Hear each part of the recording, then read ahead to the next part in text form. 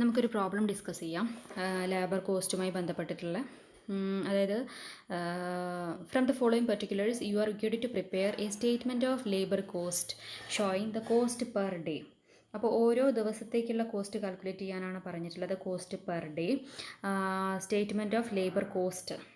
Okay, അത് prepare ചെയ്യാനാണ് പറഞ്ഞിട്ടുള്ളത്. അപ്പോൾ എന്തൊക്കെയാണ് തന്നിട്ടുള്ള ഐറ്റംസ് നോക്കാം. Monthly salary, leave salary, employees contribution to state insurance, prorata expenditure on amenities to labour per മന്തിലുള്ള ഡാറ്റ തന്നിട്ടുണ്ട്. ഇത്രയും തന്നിട്ടുണ്ട്. Number of working hours in A month 200 working hours ആണെന്ന് പറഞ്ഞിട്ടുണ്ട്. ഒരു മാസം 200 വർക്കിംഗ് ഹവേഴ്സ് ആണുള്ളത്. അങ്ങനെയാണെന്നുണ്ടെങ്കിൽ നമ്മളോട് പറഞ്ഞിട്ടുള്ള കോസ്റ്റ് പെർ ഡേ, ഒരു ദിവസം എത്ര കോസ്റ്റാണ് വരുന്നത് എന്നുള്ളതാണ് കാൽക്കുലേറ്റ് ചെയ്യേണ്ടത്.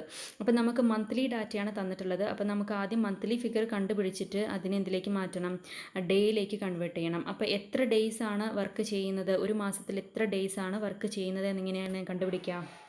ഒരു മാസത്തിൽ നമുക്ക് എത്ര ഹവേഴ്സ് ഉണ്ട് എന്നുള്ളത് നമുക്കറിയാം. എത്രയാണ്? 200 ഹവേഴ്സാണ് ഒരു മാസത്തിലുള്ളത്.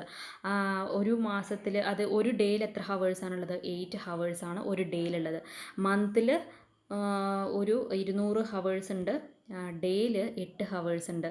അപ്പോൾ ഇത് ഡിവൈഡ് ചെയ്യുമ്പോൾ നമുക്ക് 25 കിട്ടും. അതായത് 25 ഡേയ്സ് ആണ് ഒരു മന്തിൽ വർക്കിംഗ് ഡേ ആയിട്ടുള്ളത്. അപ്പോൾ നമുക്ക് മന്ത്ലി ഡാറ്റ കണ്ടുപിടിച്ച് കഴിഞ്ഞാൽ മന്ത്ലി കോസ്റ്റ് കാൽക്കുലേറ്റ് ചെയ്ത് കഴിഞ്ഞാൽ കോസ്റ്റിൽ വരും മന്ത്ലി സാലറി വരും, ലീവ് സാലറി വരും, എംപ്ലോയീസ് കോൺട്രിബ്യൂഷൻ ടു PF വരും, സ്റ്റേറ്റ് ഇൻഷുറൻസ് വരും, പ്രോറാറ്റ എക്സ്പെൻഡിച്ചർ വരും. ഇത്രയും 5 എക്സ്പെൻഡിച്ചേഴ്സ് ആഡ് ചെയ്തിട്ടുണ്ടെങ്കിൽ നമുക്ക് മന്ത്ലി കോസ്റ്റ് ഡാറ്റ കിട്ടും. ഈ monthly cost data divided by 25 ചെയ്യുമ്പോൾ ഡെയിലി കോസ്റ്റ് ഡാറ്റ കിട്ടും. ഓക്കെ, അപ്പോൾ നമുക്ക് ചെയ്ത് നോക്കാം. എന്തൊക്കെയാണ് ഐറ്റംസ്? ഒരു സ്റ്റേറ്റ്മെൻറ്റ് മോഡലാണ് നമ്മൾ ചെയ്യുന്നത്. മന്ത്ലി, ഇതിന് പ്രത്യേകിച്ച് ഒരു ഫോർമാറ്റോ അങ്ങനെയൊന്നുമില്ല. ഇത് ലേബർ കോസ്റ്റുമായി ബന്ധപ്പെട്ടിട്ടുള്ള ഒരു പ്രോബ്ലമാണ്. Simple problem. Monthly salary. അപ്പോൾ സാലറി നോക്കുക. മന്ത്ലി സാലറി എന്ന് പറയുന്നത് എത്രയാണ്? 225. ദെൻ ലീവ് സാലറി ഇതിൽ വരുന്ന ഒരു കാറ്റഗറിയാണ്. ലീവ് സാലറി എത്രയാണ് വരുന്നത്? 5% ഓഫ് സാലറി. അതായത് 225ൻ്റെ 5% എന്ന് പറയുമ്പോൾ 11.25 കിട്ടും. ഇനി അടുത്ത item employers contribution to provident fund. PFിലേക്കുള്ള കോൺട്രിബ്യൂഷൻ എത്ര ശതമാനമാണ് പറഞ്ഞിരിക്കുന്നത്? 10%. 10% ഓഫ് 1 and 2 എന്ന് പറയുമ്പോൾ മന്ത്ലി സാലറിയും ലീവ് സാലറിയും കൂടെ ആഡ് ചെയ്തത്. അപ്പോൾ 225 പ്ലസ് 11.26, അതായത് 236.25ൻ്റെ 10%, അതായത് 23.63 കിട്ടും. ഇനി അടുത്തത് സ്റ്റേറ്റ് ഇൻഷുറൻസിലേക്കുള്ള കോൺട്രിബ്യൂഷൻ. ഈ പറഞ്ഞതുപോലെ 3% എന്ന് പറയുമ്പോൾ അതും 3% ഓഫ് 1 and 2. അപ്പോൾ ഇതിൻ്റെ രണ്ടിൻ്റെയും കൂടെ 236.25ൻ്റെ 3% എന്ന് പറയുമ്പോൾ 7.09. ഇനി അടുത്ത ഐറ്റം പ്രോറേറ്റ എക്സ്പെൻഡിച്ചർ, അതായത് അഡീഷണൽ ആയിട്ടുള്ള എക്സ്പെൻഡിച്ചർ. പ്രോറേറ്റ എക്സ്പെൻഡിച്ചർ എത്രയാണ് വന്നിരിക്കുന്നത്?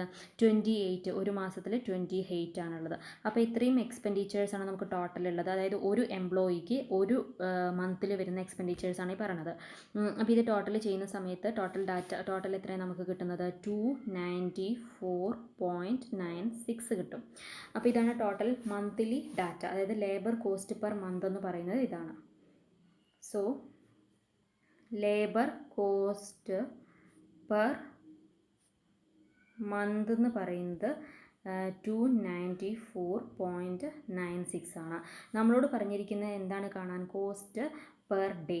അപ്പോൾ കോസ്റ്റ് പെർ ഡേ എങ്ങനെയാണ് കാൽക്കുലേറ്റ് ചെയ്യുക? Cost per day is equal to എത്ര ഡേയ്സ് ആണ് ഒരു മന്തിലുള്ളതെന്നുള്ളത് നമുക്ക് കിട്ടി. 294.96 ഡിവൈഡഡ് ബൈ 25. അപ്പോൾ അത് ചെയ്യുന്ന സമയത്ത് നമുക്ക് കോസ്റ്റ് പെർ ഡേ കിട്ടും. അത് ഡേ എന്ന് പറയുന്നത് 11.79. ഇനിയിപ്പോൾ സപ്പോസ് നമുക്ക് എത്ര ഡേയ്സ് ആണെന്നുള്ളത് നമുക്ക് ക്വസ്റ്റ്യനിലൊന്നും തന്നിട്ടില്ല. ഈ 2 എണ്ണം തന്നിട്ടില്ല എന്ന് വിചാരിക്കുക. അതായത് നമ്പർ ഓഫ് വർക്കിംഗ് ഹവേഴ്സ് തന്നിട്ടില്ല, 8 ഹവേഴ്സ് പെർ ഡേ തന്നിട്ടില്ല എന്നുണ്ടെങ്കിൽ നമ്മൾ അസ്യൂം ചെയ്യണം ഒരു മാസത്തിൽ 30 അല്ലെങ്കിൽ 31 ആണുള്ളത്. അത് ഏകദേശം അസ്യൂം ചെയ്തിട്ട് നമ്മൾ ചെയ്യാം. 294.96 ഡിവൈഡഡ് ബൈ 30 ചെയ്യാം. എന്നിട്ട് നമ്മൾ NB എന്ന് പറഞ്ഞിട്ട് എന്ത് കൊടുക്കുക? Assume there are 30 working days in A month എന്ന് പറഞ്ഞിട്ട് കൊടുക്കുക. അത് നമ്മുടെ അസംഷനാണ്. മിക്കവാറും പ്രോബ്ലത്തിൽ തരും, എത്ര വർക്കിംഗ് ഡേയ്സ് ആണുള്ളത് നേരിട്ട് തരും. ഇതിപ്പോൾ ഒരു ഇൻഡയറക്റ്റ് ആയിട്ട് തന്നതാണ്. നമ്പർ ഓഫ് വർക്കിംഗ് ഹവേഴ്സ് തന്നു, ഒരു ഡേയിൽ എത്ര ഹവേഴ്സാണ് വർക്ക് ചെയ്യുക എന്നുള്ളത് തന്നു. അപ്പോൾ അതിൽ നിന്ന് നമ്മൾ കാൽക്കുലേറ്റ് ചെയ്യണം എത്ര ഡേയ്സ് ആണ് ഒരു മന്തിലുള്ളതെന്ന്. ഓക്കെ, ഓക്കെ, ഇനി നെക്സ്റ്റ് ഇമ്പോർട്ടൻ്റ് ആയിട്ടുള്ള ഒരു ഏരിയയിലേക്ക് കടക്കുകയാണ് നമ്മൾ. Methods of wage payment. ഇതാണ് ഇതിൻ്റെ കോർ ഏരിയ എന്ന് പറയുന്നത്. അതായത് വേജ് പേയ്മെൻറ്റിൻ്റെ സിസ്റ്റം ഓഫ് വേജ് പേയ്മെൻറ്റ് 3 തരത്തിലാണുള്ളത്. Time wage system, piece wage rate system, incentive wage rate system. ഇതൊക്കെ നമ്മൾ കഴിഞ്ഞ HRM നമ്മൾ ഡീറ്റെയിൽ ആയിട്ട് ഇതിൻ്റെ പഠിച്ചിട്ടുണ്ട്, തിയറി പഠിച്ചിട്ടുണ്ട്. ഇവിടെ നമ്മൾ പ്രോബ്ലത്തിലൂടെയാണ് പഠിക്കുന്നത്. ഓക്കെ, സോ ഇതിൽ first method time wage rate system. Time wage rate system അതിൻ്റെ പേരിൽ തന്നെ ഉണ്ട്. In the system the workers are paid on the basis of time spend in the factory irrespective of the amount of work done. എത്രയാണോ work done ചെയ്തത് എന്നുള്ളതല്ല, എത്ര സമയമാണ് spend ചെയ്തിട്ടുള്ളത് എന്നുള്ളതിൻ്റെ അടിസ്ഥാനത്തിലാണ് ഇവിടെ നമ്മൾ വേജ് കൊടുക്കുന്നത്. അപ്പോൾ ടോട്ടൽ ഏർണിങ്സ് എങ്ങനെയാണ് കാൽക്കുലേറ്റ് ചെയ്യുന്നത്? Hours worked in to rate per hour. എത്ര ഹവേഴ്സാണ് വർക്ക് ചെയ്തിട്ടുള്ളത്, ഒരു ഹവറിന് എത്ര റേറ്റ് ആണുള്ളത്, അത് നമ്മൾ കാൽക്കുലേറ്റ് ചെയ്യുമ്പോൾ നമുക്ക് ടൈം വേജ് സിസ്റ്റം പ്രകാരം കിട്ടും. ഈ ടൈം വേജ് സിസ്റ്റം ഏതൊക്കെ സിറ്റുവേഷനിലാണ് നമ്മൾ ഉപയോഗിക്കുന്നത്? It is suitable in the following situations. എന്തൊക്കെയാണ്? ഒന്ന്, where highly skilled and apprentice are working. Skilled വർക്കേഴ്സാണ് വർക്ക് ചെയ്യുന്നതെന്നുണ്ടെങ്കിൽ അവിടെ ടൈം വേജ് സിസ്റ്റം സ്യൂട്ടബിൾ ആണ്. Where quality of the goods produced is of extreme importance. അതായത് നമ്മൾ ക്വാളിറ്റിക്ക് കൂടുതൽ ഇമ്പോർട്ടൻസ് കൊടുക്കുന്ന സ്ഥാപനമാണെന്നുണ്ടെങ്കിൽ, അല്ലെങ്കിൽ ആ ഒരു പ്രൊഡക്ഷൻ ആണെന്നുണ്ടെങ്കിൽ അവിടെ നമ്മൾ ടൈം റേറ്റ് സിസ്റ്റം ആണ് ഫോളോ ചെയ്യുന്നത്. കാരണം എന്താണെന്ന് വെച്ചാൽ നമ്മൾ ഇപ്പോൾ ഈ ആർട്ടിസ്റ്റിക് ഗുഡ്സ് ഒക്കെ എക്സാമ്പിളാണെന്ന് അതിന്. അതായത് നമ്മൾ ചില പ്രോഡക്റ്റുകൾ നമ്മൾ നന്നായിട്ട് എന്ത് ചെയ്യണം, നന്നായിട്ട് ടൈം എടുത്തിട്ട്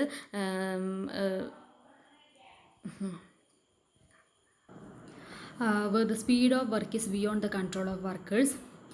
പിന്നെ അതുപോലെ close supervision of work is possible. എങ്ങനെയാണെങ്കിൽ സൂപ്പർവിഷൻ ആവശ്യമുള്ള ജോലിക്ക് ചില വർക്കിന് നമ്മൾ ക്വാളിറ്റി അഷ്വർ ചെയ്യാൻ വേണ്ടിയിട്ട് നല്ല സൂപ്പർവിഷൻ വേണ്ടതായിട്ട് വരും.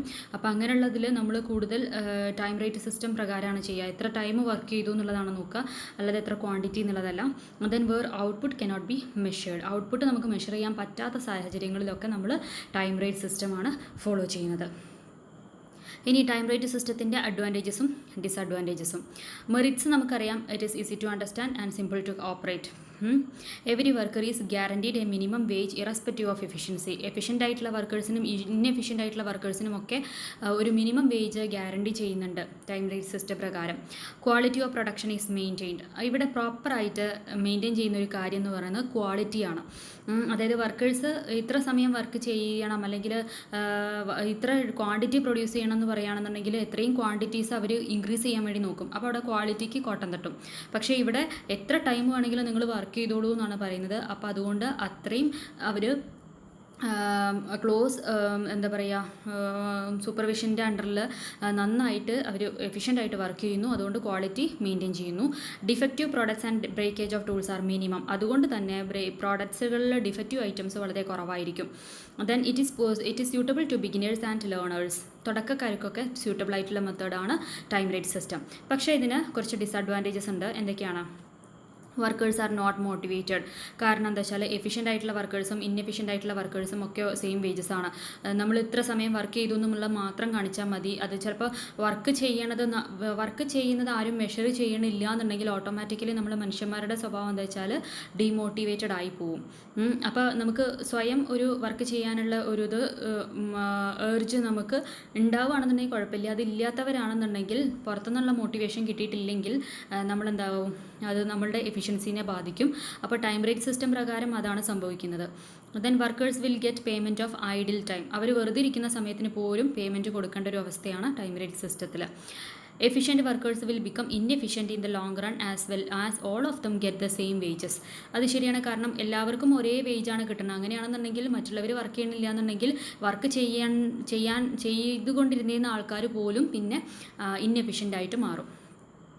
Then employer find it difficult to calculate labor cost per unit as it varies as production increases and decreases. Production കൂടുന്നതിനും കുറയുന്നതിനനുസരിച്ചിട്ട് ലേബർ കോസ്റ്റ് പിന്നെ കാൽക്കുലേറ്റ് ചെയ്യാൻ അതായത് വ്യത്യാസം വരും. അപ്പോൾ അതുകൊണ്ട് ലേബർ കോസ്റ്റ് കാൽക്കുലേറ്റ് ചെയ്യാൻ ബുദ്ധിമുട്ടായിരിക്കും. Strict supervision is necessary to get the work done. Inefficiency result in upsetting the production schedule and increases the cost per unit. Cost increase ചെയ്യുക. ഇൻഎഫിഷ്യൻസി ഇൻക്രീസ് ചെയ്യുമ്പോൾ എന്താകും, എഫിഷ്യൻ്റ് അല്ലാന്നുണ്ടെങ്കിൽ കുറേ ടൈം വർക്ക് ചെയ്യും, പക്ഷേ output കിട്ടണതൊന്നും അത്ര അധികം ഉണ്ടാവില്ല. അപ്പോൾ അതിനനുസരിച്ച് കുറേ ടൈമുകൾ അവർ എക്സ്ട്രാ വർക്ക് ചെയ്യേണ്ടതായിട്ട് വരും. then it will encourage a tendency among the workers to go slow so as to earn overtime wages. അങ്ങനെയുള്ളൊരു സിറ്റുവേഷൻ ഉണ്ടാകുന്നു. അതായത് അവർ സ്ലോ ആയിട്ട് വർക്ക് ചെയ്യുന്നത് കാരണം പറഞ്ഞ ഷെഡ്യൂൾ ടൈമിൽ അവർക്ക് കംപ്ലീറ്റ് ചെയ്യാൻ പറ്റില്ല. അപ്പോൾ അതിന് വേണ്ടിയിട്ട് അവർ എന്ത് ചെയ്യേണ്ടി വരും, ഓവർ ടൈം വർക്ക് ചെയ്യേണ്ടതായിട്ട് വരും.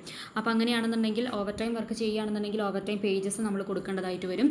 അതൊക്കെ ഓർഗനൈസേഷനെ സംബന്ധിച്ച് നെഗറ്റീവായിട്ടുള്ള ആസ്പെക്റ്റാണ്. അപ്പോൾ എംപ്ലോയീസിൻ്റെ ഭാഗത്തു നിന്ന് നോക്കുകയാണെന്നുണ്ടെങ്കിൽ അവർക്ക് ഡീമോട്ടിവേറ്റഡ് ആയി പോകും, അവരുടെ എഫിഷ്യൻസി ഇല്ലാതായി പോകും. പിന്നെ അതേപോലെ തന്നെ എഫിഷ്യൻ്റ് ആയിട്ടുള്ള ആളുകൾക്കും അല്ലാത്തവർക്കും ഒരേ വേജസ് കിട്ടുന്നത് കൊണ്ട് അവർക്ക് പിന്നെ വർക്ക് ചെയ്യാൻ താല്പര്യം ഉണ്ടാവില്ല.